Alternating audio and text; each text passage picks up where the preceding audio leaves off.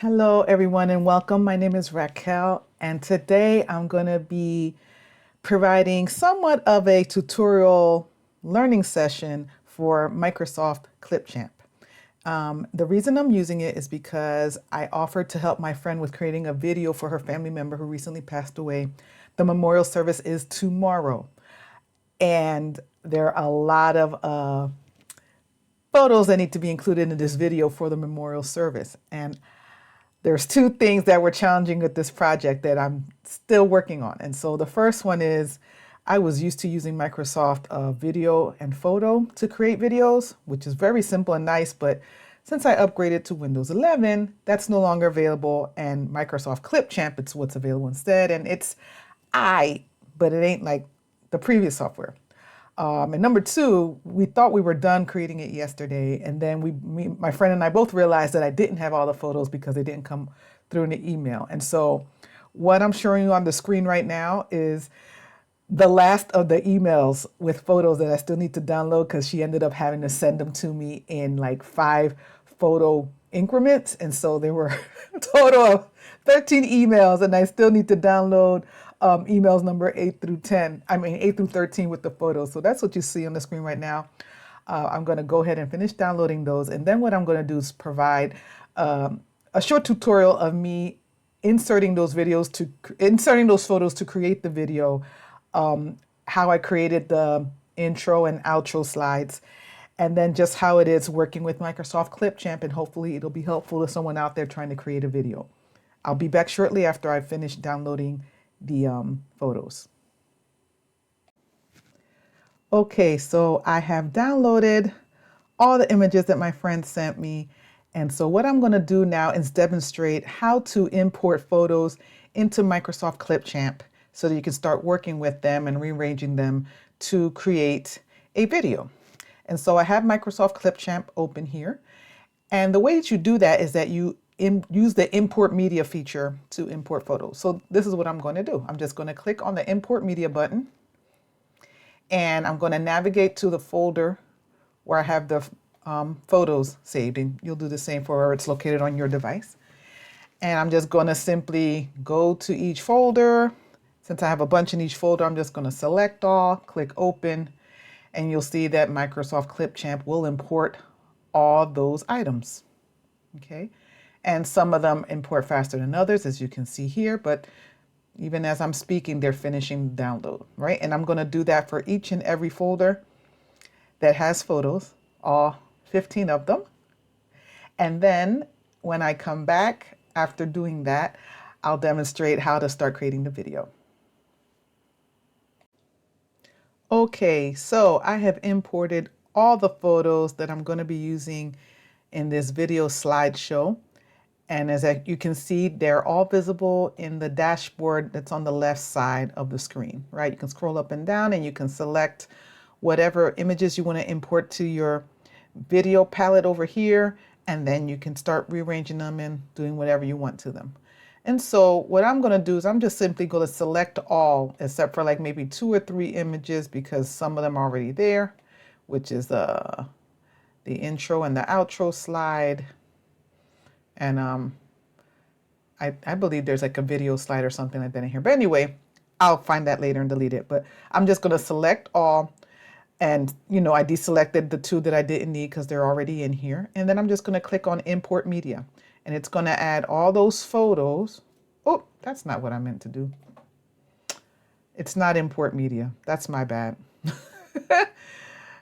This is what happens when you don't edit video. All the mistakes are going to be in there. All right, so let's go again. Let's click the Select All button. I'm going to scroll down to the bottom to not select these 2 because they're already in there. Oh, okay. Now I remember what. Then you just have to click and drag them into this timeline area here, so that oops, so that you can place the images into the video canvas, which is what I call it. I'm not sure if there's an actual word for it, but that's what you do. So I'm going to click and drag, and you see how it's selected 70 of them approximately, something like that. That's a lot of photos. And now as I drag, you see that they become a whole bunch of little squares in the canvas, the timeline canvas, and I let go. I hope I didn't duplicate some of them, but if I did, we'll find out. So right now, as it stands, all of the selected images are in there.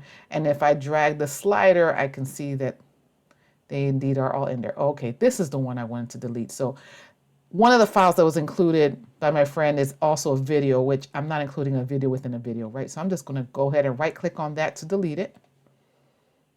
Oh, oh, it deleted all of them because I still had all of them selected. All right, one more time. Let me reinsert these, right? Let me drag these over, right? Now they should still be up in there, which they are. I want to delete this gap. So when you have a gap of space or time in your timeline, you can hover over it and a delete icon will appear, and I can just click that to delete that gap of space so that there isn't like dead air or dead space in the video, right? And now I'm just going to click on that one slide. I think that's what I need to do, right? Okay, I clicked outside the selection. Now I'm clicking on that one slide I want to delete, and now I'm going to select the delete option, and now that's gone. And then I'm just going to delete that gap of time again, and now everything is in there. So what I recommend, because I've already made one version of this, but I'm having to redo it, is when you first import your images is that you do a test preview to see what it's going to look like, right? And so the only way I've seen to do this is by first dragging this slider over here to the beginning.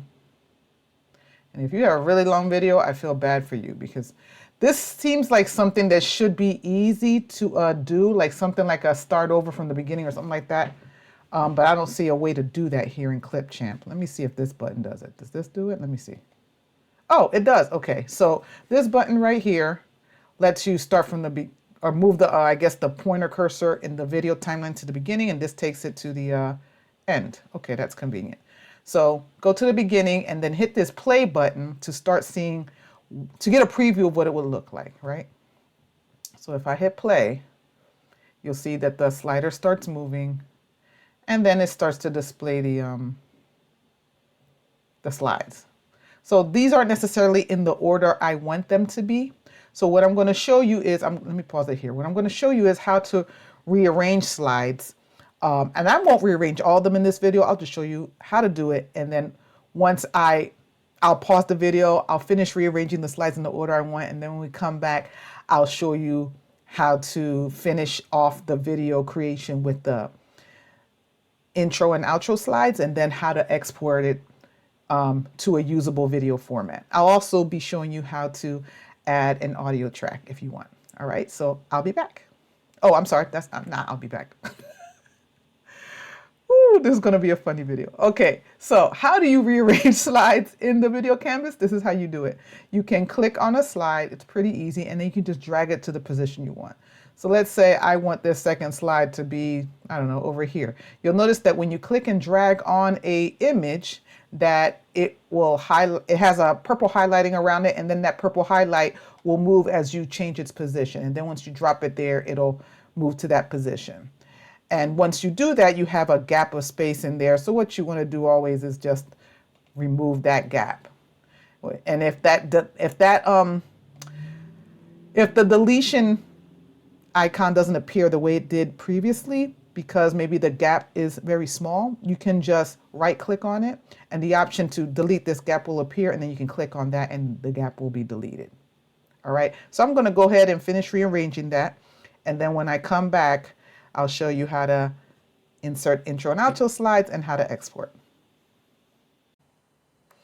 Okay, welcome back. So I have taken the time to rearrange the photos in the order that I think is going to look best, simply by, selecting and dragging them to position and deleting any gaps that weren't needed.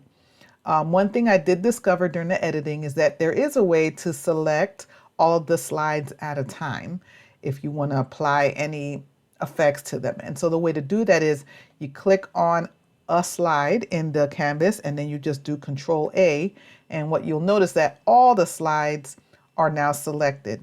I did not know that until just a few minutes ago, because what I was doing according to the documentation provided by Clipchamp, was that you had to select them one by one holding down the Shift key. Now we know that's not the case. You can select all of your images at once using Control A or Select All. Okay, so I've done that. And so when you do that, you have other options that can be applied to the slides. And if we go over here to the right side of the screen, there is an option here called Transition.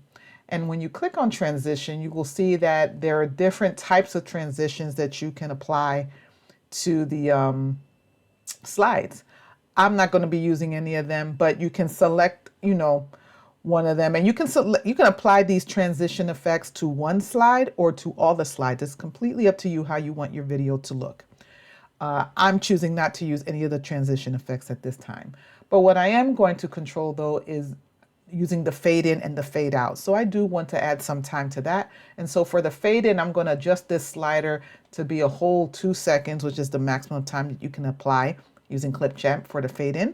And then for the fade out, I'm also going to be changing that to 2 seconds. Okay. And so now what I'll do is, as I advised before, is just clicking on play to make sure that everything looks the way it does. Right. Okay. And everything seems to be looking fine. And so one of the other things I'm going to be doing with this video is adding a soundtrack to it. I was able, for the purposes of this tutorial, I was able to download some royalty-free music so I could show you how to do it. So the way that you do that is you can go down here to this option underneath the canvas where it says Add Audio, and you can click on it. And what will happen is these options will open to the left side of the screen.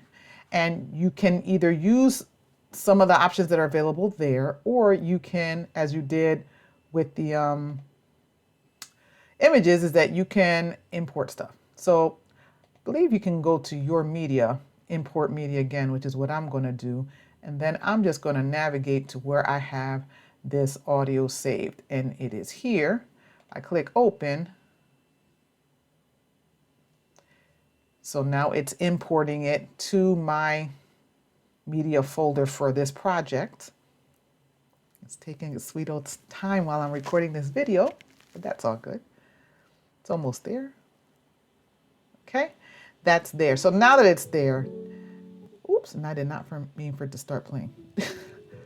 Oh, it's because I'm hovering over it. But now that it's in there, now I can click and drag that audio track to the canvas to add it to the video. So that's what I'm going to do now. So I'm just going to click, drag it right here. And you see that when I do that, that area now started to show a message that says drop here. So I'm just dropping it there. I'm going to delete that gap that's there. Okay. And we see this this audio track happens to stretch for as long as the video. So now if we go back to the beginning and do another test run, what we should see is the video with the music playing in the back. Let's see how that looks. Nice.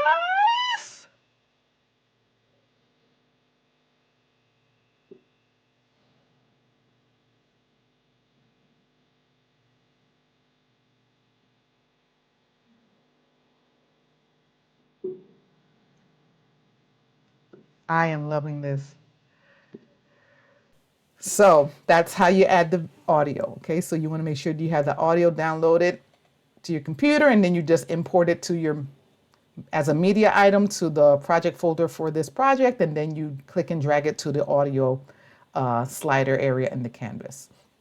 So the last thing I want to show you for this project is the intro and outro slides. So of course you can click on to see what it looks like. So of course with this, I was only given photos of their loved one. They didn't have this. And so I decided to create that 2 slides as an intro and an outro. And this was really easy to do. So I happen to use a program called LibreOffice. It's an open source software that is very similar to Microsoft Office. And one of the options that they have available, this is the screen of it here, is what they call presentation, which is more or less the equivalent of PowerPoint.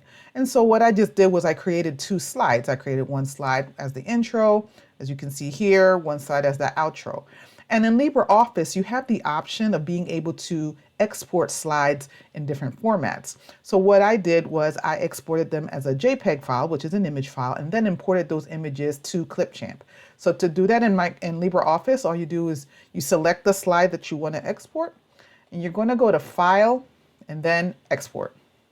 And when you do this, you'll be able to name the slide whatever you want, but then where it says Save as Type, you can select the file type that you want. And so in this case, I just selected a JPEG, I gave it a name, and I saved it, right? And one other thing you want to do is when you want to save it one at a time, right? Because you want to give different names to the files so that you know what you're working with once you insert them into your video project. And so in this instance, I also selected the selection box so that it only exports the selected slide in the image format that I selected, okay? And then I just did that for each slide, went back to Clipchamp, and then as you saw previously, they were down here. I imported them as a media item into my folder for this project and then added them into the canvas, all right? And so that's how I was able to get these intro and outro slides into the video. And so now the video will have a beginner slide and an ending slide, and now it also has video. So now that the video looks how I want it to look and the sound is working correctly, now what I can do is export it to the appropriate format so that it can be played during the service. So what I'm going to do here is I'm going to go to the upper right corner of the screen, and I'm going to click on the export button. And when you do, if there are any gaps in your project, it will tell you. And so you have the option to just delete all visual gaps, which is what I like to do. And that's a nice little convenient feature. And then once it does that, then it gives you the option here to export to whatever format you want. So I'm going to go with the 720p format. And I'm going to give it an appropriate name because this is version 2 for us. I can select, oh no, I'm not going to OneDrive. So what I'm just going to do is, okay, I remember this from this time. So last time. So what it's doing now is actually creating the video file. As you can see, it's going through each slide, and it's showing you a progress bar at the top here, and it's letting you know about how much time is remaining. And so once that progress bar completes, then the video file will be available for you to download to your computer, which is what I'm going to do. But that option to download to your computer doesn't become available until the processing is complete. So this still has 1 minute and 15 seconds left. So I'm going to pause the video for now, and I'll come back when it's done. All right, so the processing of the video is complete, and as we can see here, now it has an option that says save to your computer. So I'm going to go ahead and click on that, and I'm going to save it to my folder. I'm going to still call it V2, so remember that this is V2. I'm going to take out that made with Clipchamp stuff, even though it was made with Clipchamp. And you'll notice again that the video format is an MP4, which is the standard for videos. And then I'm just going to save it. And it's probably going to be a big old file. And then that's it. And then once it's saved to my computer, then I can go ahead and do whatever I want with it. I can upload it to something like YouTube. I can send it to my friend for her and her family to review. I can just watch it on my computer if I like. It's now a video format, so I can just, I can share it and store it wherever I need to. And that's all there is to it, to creating a video with Microsoft Clipchamp. So I hope that you found this useful. And if there's anything else you'd like to know about using Clipchamp, I can help discover that for you. Leave a comment below, and we'll figure it out together. Thanks for watching, and have a great day.